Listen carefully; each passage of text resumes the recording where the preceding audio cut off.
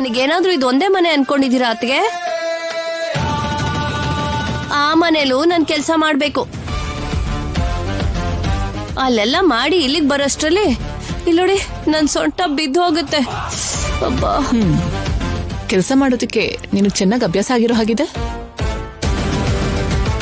ಈ ಮನೆಯಲ್ಲಿ ಕೆಲಸದೊಳಾಗಿರ್ಬೇಕು ಅಂತ ನಾನ್ ಯಾವಾಗ ಹೇಳಿದ್ನೋ ಅವಾಗ ಇನ್ನೊಂದ್ 4 ಮನೆ ಹುಡ್ಕೊಂಡಿದ್ಯಾ ಅಂತ ಆಯ್ತು. ಅಯ್ಯಯ್ಯೋ, ಇದಿನ್ನೂ ಚೆನ್ನಾಗಿದೆ.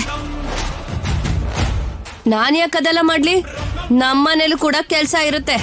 ಇದ್ರೆ ಮಾತ್ರ ಅದು ಕೂಡ್ ಕುಟುಂಬ ಅಲ್ವಾ? ಯಾರೋ ಒಬ್ರು ಏನೋ ಮಾಡ್ಕೋತಾರೆ.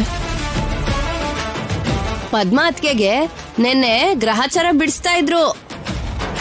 ಏನ್ ನಡೀತು? ಕೇಳಿ ಮತ್ತೆ. ನಾಳೆ ಆದ್ಯ ಅವ್ರ ಅಮ್ಮಂದು ತಿಥಿ. ಅವಳಿಗೆ ಅಮ್ಮ ಇಲ್ವಲ್ಲ, ಸತ್ತೋಗಿದಾಳಲ್ವಾ? ಸತ್ತೋಗಿರೋರ್ಗೆ ತಿಥಿ ಮಾಡೋದು. ಓ, ನಾನ್ ಬೇರೆ ಏನೋ ಫಂಕ್ಷನ್ ಅನ್ಕೊಂಡೆ. ನಿನಗಿದು ಕೂಡ ಗೊತ್ತಿಲ್ವಾ? ಅಷ್ಟಕ್ಕೂ ಪದ್ಮನ್ ಜೊತೆ ಏನ್ ಜಗಳ? ಇನ್ನೇನಿದೆ, ತಿಥಿ ಮಾಡೋದಿಕ್ಕೆ ಅವ್ರು ಬೇಡ ಅಂತ. ಹಾಗೆ ಮಾಡಕ್ ಸಾಧ್ಯ ಅಂತ ಹಳೆ ಪುರಾಣ ಎಲ್ಲ 1 by 1 ಹೇಳ್ತಿದ್ರು. ಹಾಗ್ ಮಾತಾಡಿದ್ರೆ ಮನೇಲಿರೋರು ಯಾರಾದ್ರೂ ಸುಮ್ನಿರ್ತಾರ? ಯಾವಾಗ ಪದ್ಮ ಅದ್ಕೆ ಕೆನ್ನೆ ಮೇಲೆ ಹೊಡಿಯೋಣ ಅಂತ ಕಾಯ್ತಿರ್ತಾರೆ.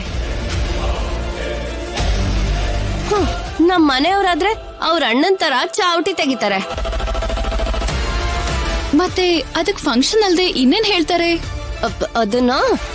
ಅದನ್ನ ಫಂಕ್ಷನ್ ಅನ್ಬಾರ್ದು, ಕಾರ್ಯಕ್ರಮ ಅನ್ಬೇಕು. ಅಂದ್ರೆ ಪಿಂಡ ಇಡ್ತಾರೆ ಅದಲ್ವಾ? ಹೆಚ್ಚು ಕಡಿಮೆ ಅದೇ.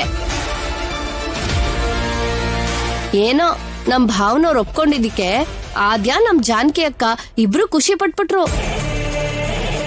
ಅಂದ್ರೆ ಎಲ್ಲದಕ್ಕೂ ಒಪ್ಕೊಂಡಿದ್ದಾರೆ ಅಂತಾಯ್ತು. ಯಾಕೆ ಒಪ್ಕೊಳಲ್ಲ? 6 ತಿಂಗಳು ಸಹವಾಸ ಮಾಡಿದ್ರೆ ಅವರು ಇವ್ರಾಗ್ತಾರೆ ಅಂತ ಹೇಳ್ತಾರಲ್ಲ. ಅಯೋಧ್ಯ ಲಂಕ ಮಹಾನುಭಾವ ಈಗ ಅಮೆರಿಕ ಹುಡುಗಿ ಹೇಳಿದೆ ಸರಿ ಅಂತಿದ್ದಾರೆ. ಎಷ್ಟೇ ಕರೆಕ್ಟ್ ಆಗಿದ್ರು ಸರಿ, ಅವರು ಸಂಸ್ಕೃತಿ ಸಂಪ್ರದಾಯಗಳನ್ನ, ನೈತಿಕ ವ್ಯಾಲ್ಯೂಸ್ನ ಯಾವತ್ತೂ ಬಿಟ್ಕೊಡಲ್ಲ ಅಲ್ವಾ? ಯಾರ ಹೆಸರು ಹೇಳಿದ್ರೆ ಉರ್ದ್ ಬೀಳ್ತೀಯೋ ಅವ್ರನ್ನ ಯಾಕೆ ಹೊಗಳ್ತಿದ್ಯಮ್ಮ? ವಿಷಯನ ಪೂರ್ತಿಯಾಗಿ ತಿಳ್ಕೋಬೇಕು ಬೇಬಿ. ಸರಿ ಬಿಡು, ಈ ಕಪ್ ತಗೊಂಡೋಗು. ಮಾಮೂಲಿಯಾಗಿ ಬೇರೆ ಯಾವ್ದಾದ್ರು ಕಾರ್ಯಕ್ರಮ ಆಗಿದ್ರೆ ನಾನೇ ನಿಮ್ಮನ್ನ ಅರ್ಶನ ಕುಂಕುಮ ಕೊಟ್ಟು ಕರೀತಿದ್ದೆ. ರಾಜಲಕ್ಷ್ಮಿ, ನೀನು ಹಾಕಿ ಸ್ಟಿಕ್ ಹಿಡ್ಕೊಂಡು ರೂಮ್ ಒಳಗ್ ಹೋಗಿ ಶೂ ಹಾಕೊಂಡ್ ಬರೋಣ ಅಂತ ಅನ್ಕೊಂಡೆ. ಆದ್ರೆ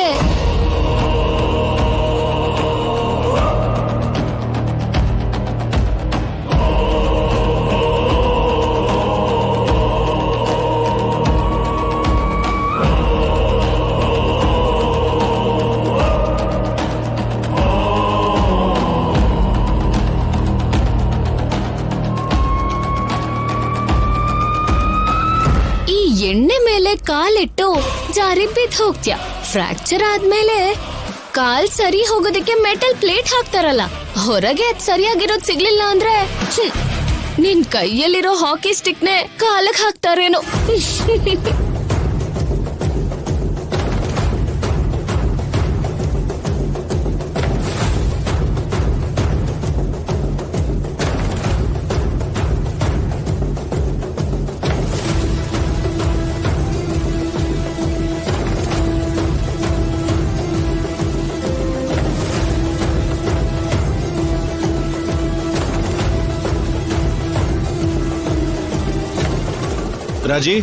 ರಾಜಿ ರೆಡಿನಾ? ರೆಡಿ ಸರ್, ಬರ್ತಾ ಇದ್ದೀನಿ. ಅಯ್ಯೋ, ಈ ರಾಜಲಕ್ಷ್ಮಿ ಬರ್ತಾಳೆ ಅನ್ಸುತ್ತೆ. ಸರ್ ಬನ್ನಿ ಹೋಗೋಣ. ಹೌದು, ಯಾಕೆ ಶೂ ಹಾಕೊಂಡಿಲ್ಲ? ಮನೇಲಿ ಶೂ ಯಾಕೆ ಅಂತ ಆಚೆ ಇಟ್ಟಿದ್ದೆ ಸರ್.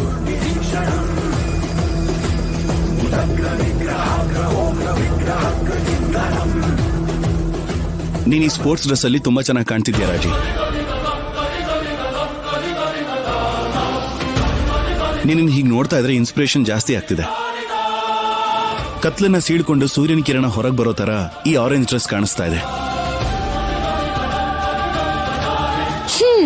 ಸೂರ್ಯ ಹುಟ್ಟೋದ ಎಣ್ಣೆ ಮೇಲ್ ಕಾಲಿಟ್ಟು ಜಾರಿ ಬಿದ್ರೆ ಕಾಲೇ ಮುರ್ದ್ ಹೋಗುತ್ತೋ ತಲೆಗೆ ಏಟಾಗುತ್ತೋ ಯಾರಿಗ್ ಗೊತ್ತು. ಇನ್ ಹೊರಡಣ್ವಾ? ಬೇಗ ಹೋಗೋಣ ಬಾ, ಪ್ರಾಕ್ಟೀಸ್ ಚೆನ್ನಾಗಿ ಮಾಡಬೇಕು.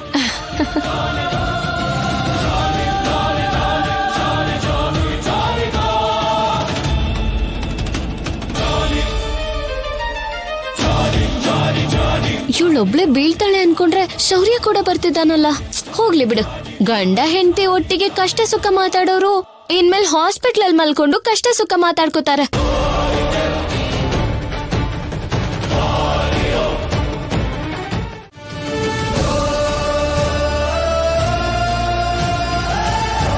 ಮಾಡೋ ಕೆಲಸದಲ್ಲಿ ಒಳ್ಳೆತನ ನಿಯತ್ತು ಇದ್ರೆ ಲಕ್ಷ್ಮೀದೇವಿ ಹಿಂದೆನೆ ಇರ್ತಾರೆ.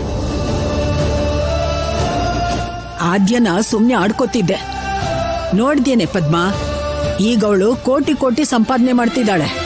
ಅತ್ತೆ ಮನೆಗೆ ಮಹಾಲಕ್ಷ್ಮಿನ್ ಕರ್ಕೊಂಡ್ ಬರ್ತಿದ್ದಾಳೆ.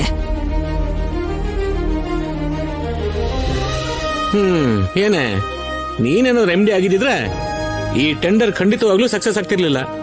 ಈಗ್ಲಾದ್ರೂ ನಮ್ ಸೊಸೆನ ಸಪೋರ್ಟ್ ಮಾಡೆ.